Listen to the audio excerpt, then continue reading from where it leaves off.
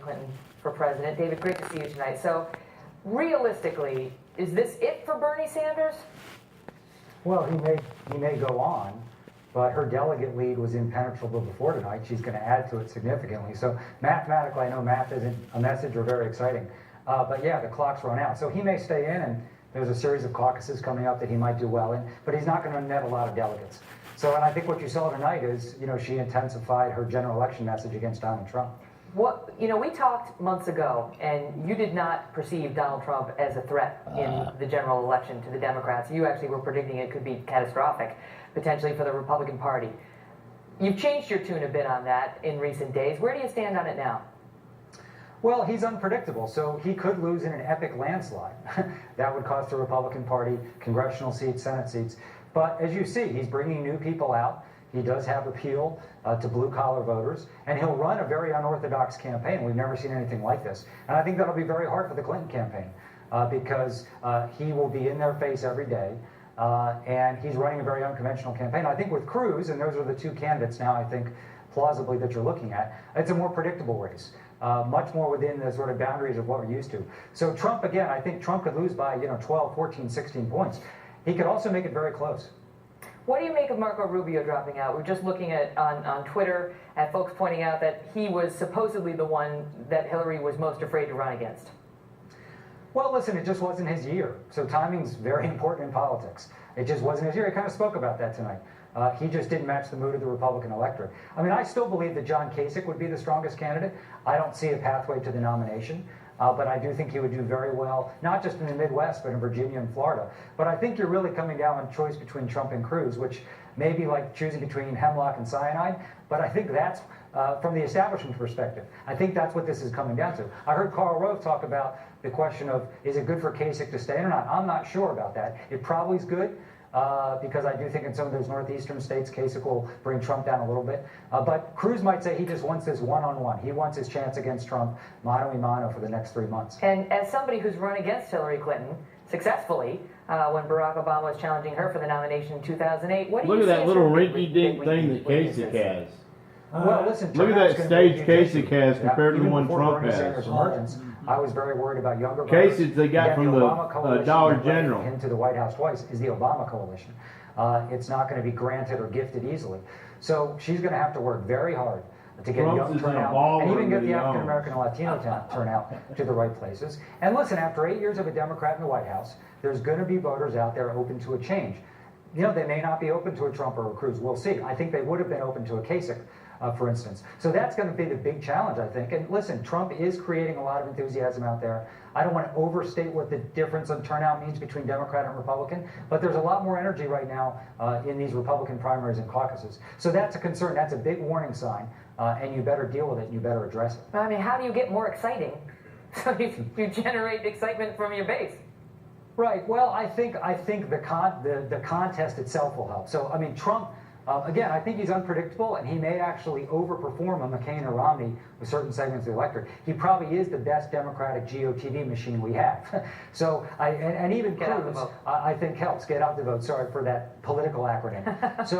But I think, I think what she tried to do tonight is raise the stakes. But there's no doubt that the enthusiasm is an issue.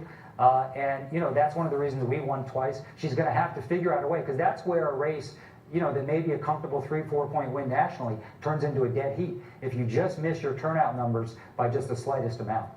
David Plouffe, we'll see you later. Thank you, sir. Thanks, Megan.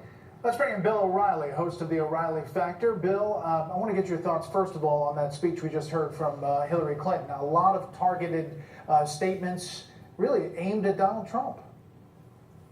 Well, first of all, I was surprised that Secretary Clinton painted such a bleak picture of the country when we've had a Democratic president for 7 years. It's like, well, I'm going to do this, this, this, and this, and this. And, well, why hasn't it been done already? So that's number one. If I'm on the opposition, I'm going, hey, you're saying that President Obama is the greatest president or whatever, you're running on Obama third term, and then you're saying everything needs to be fixed. So what's that all about? Number two, I don't think anybody should underestimate Hillary Clinton. She is one tough lady. She is as tough as Trump.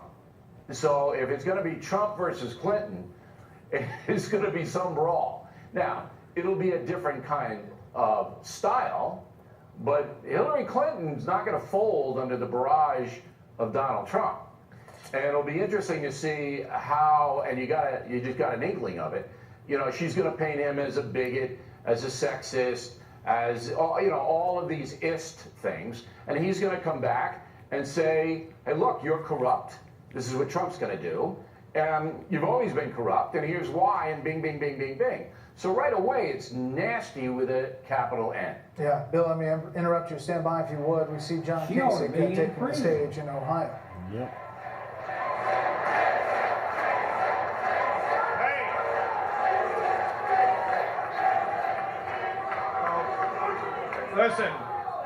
Listen, everybody, let me,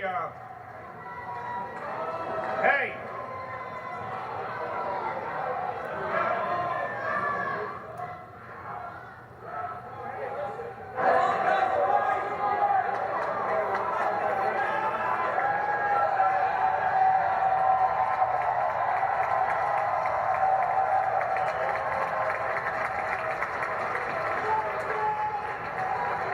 What, do you have a protester?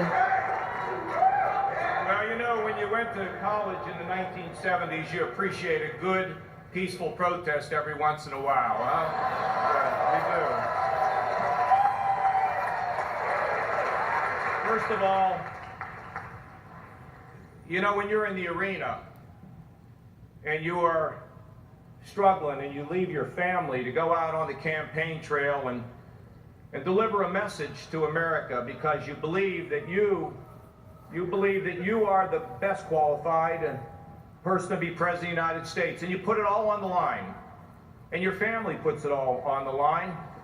And I want this crowd here tonight to give a great response to a very, very great, talented, and fine United States Senator Marco Rubio for the effort that he has done.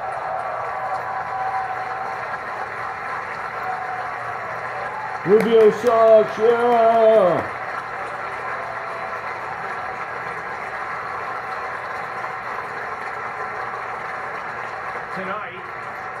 Tonight we arrived in Cleveland, and we went to a restaurant.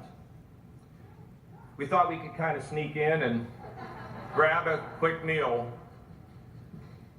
And when we walked through the restaurant, people started to cheer. My reaction? I said, please don't do that because you're going to make me cry.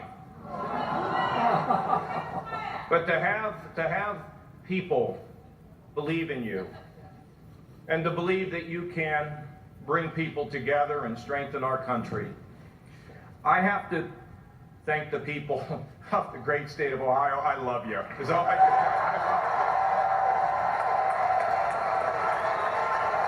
Isn't that funny? He won by a little bit, and Rubio lost by a ton.